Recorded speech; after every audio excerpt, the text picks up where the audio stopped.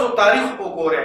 تاریخ کې کو غیر مسلم دي او کو مسلمانان دي او کو زمون پښتون قام دي، هغه کې داسې خلک موجود دي چې د خپل ځان نه ما سوا د خپل قام فکر یې کړی دی، نو د هغې د ذهن او د زړه نه یره وتې ده. لکه تاسو به زه صرف یو مثال درکړم، کو اخوا تاسو وګورئ په نیلسن منډیلا چې کوم تورې و د هغه هسټري وایي تقریبا 30 کاله په جیل کې تیر کړي دي، خو د خپل قام دپاره فکر کړی دی او د جیلخانې او د زندانونو هغه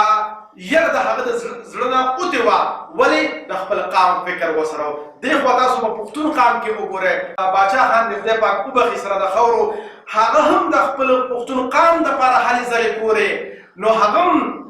څه د پاسه 30 کاله په جیل کې تیر کړي دي، نه د فرنګي نه سترګه سوځېدلې ده، نه د دې د وطن د جیل نه سترګه سوځېدلې ده، او نه د تکلیفونو